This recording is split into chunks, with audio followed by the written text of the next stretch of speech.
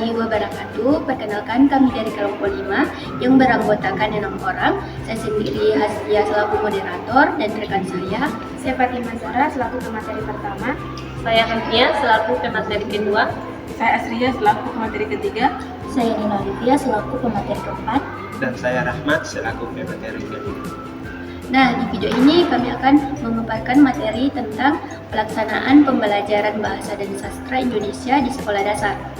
Nah, untuk itu saya persilakan kepada rekan-rekan pemateri untuk memaparkan materinya.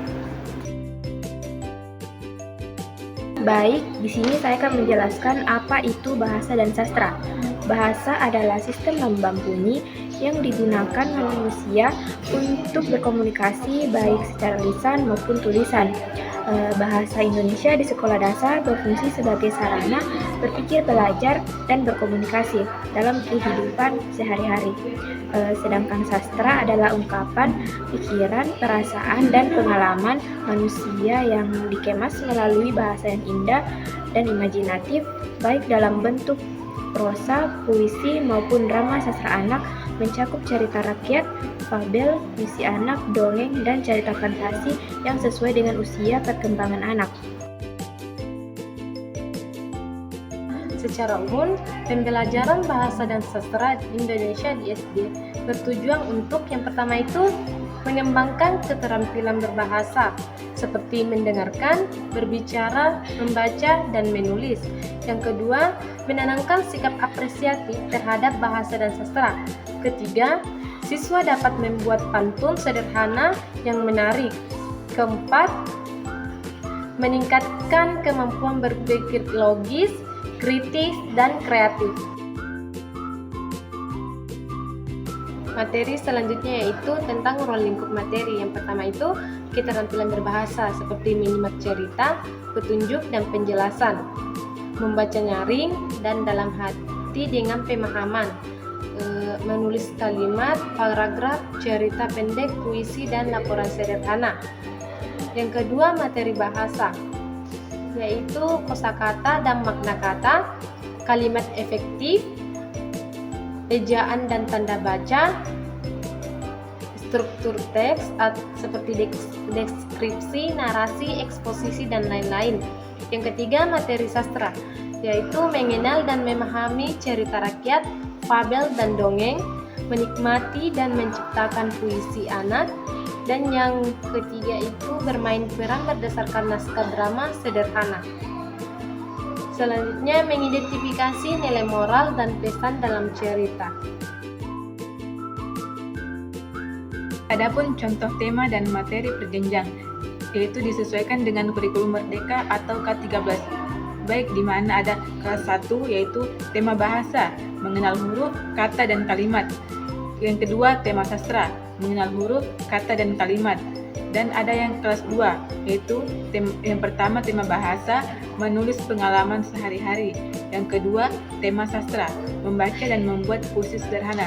Kelas 3, tema bahasa, memahami teks, pengumuman, dan petunjuk.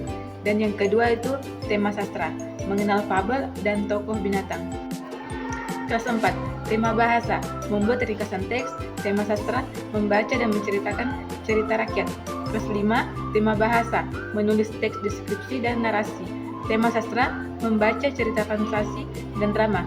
Kelas 6, tema bahasa, menulis teks eksposisi dan pidato. Tema sastra, membuat naskah drama sederhana. Pendekatan dan metode pembelajaran bahasa dan sastra Indonesia di SD. Pendekatan pembelajaran bahasa dan sastra Indonesia di SD yaitu yang pertama, saintifik. Siswa diajak mengamati, menanya, mencoba, menalar, dan mengomunikasikan materi. Yang kedua, tematik. Materi bahasa terintegrasi dengan tema pelajaran lain agar lebih bermakna. Yang ketiga, kontekstual. Pembelajaran dikaitkan dengan kehidupan nyata siswa. Contohnya berbasis literasi, fokus pada kebiasaan membaca, menulis, dan memahami teks secara menyeluruh. Metode pembelajaran bahasa dan sastra Indonesia di SD. Yang pertama, cerita bergiliran. Siswa membuat atau melanjutkan cerita secara bergantian, contohnya diskusi kelompok. Siswa bertukar pendapat tentang bacaan atau tugas bersama.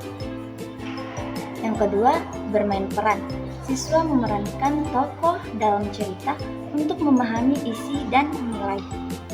Yang ketiga, membaca bersama. Guru dan siswa membaca teks bersama untuk memahami makna. Yang keempat, menulis kreatif. Siswa menuangkan ide dalam bentuk cerita, puisi, atau teks lainnya. Yang kelima, atau yang terakhir, bermain kata. Kegiatan menyenangkan seperti teka-teki.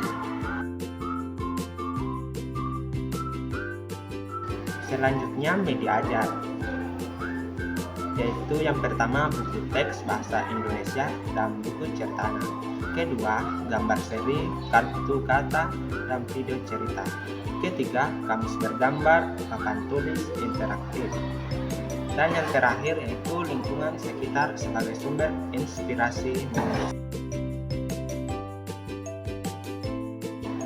Selanjutnya penilaian, yaitu yang pertama penilaian sikap, yaitu kepedulian, kejujuran, rasa ingin tahu, dan kerjasama. Dan kedua yaitu penilaian pengetahuan, yaitu ulangan harian, pemahaman bacaan, latihan soal bahasa dan sastra. Yang ketiga itu penilaian keterampilan, yaitu membaca puisi, bercerita, menulis teks, dan bermain peran. Jadi kesimpulan pada materi kali ini adalah pembelajaran bahasa dan sastra Indonesia di sekolah dasar bertujuan mengembangkan keterampilan berbahasa secara menyeluruh, yaitu menyimak, berbicara, membaca, dan menulis, serta menumbuhkan minat dan apresiasi terhadap karya sastra. Nah, kegiatan belajar ini dilaksanakan dengan pendekatan saintifik, tematik, konseptual, dan berbasis literasi, serta menggunakan metode yang menyenangkan seperti diskusi, bercerita, bermain peran, dan menulis kreatif. Nah, pendekatan ini membantu siswa memahami bahasa dan sastra secara lebih konseptual dan bermakna dalam kehidupan sehari-hari. Oke, itulah tadi pemaparan materi presentasi dari kelompok kami. Lebih dan kurangnya mohon dimaafkan. Wabillahi taufiq wal hidayah. Wassalamualaikum warahmatullahi wabarakatuh. Dadah.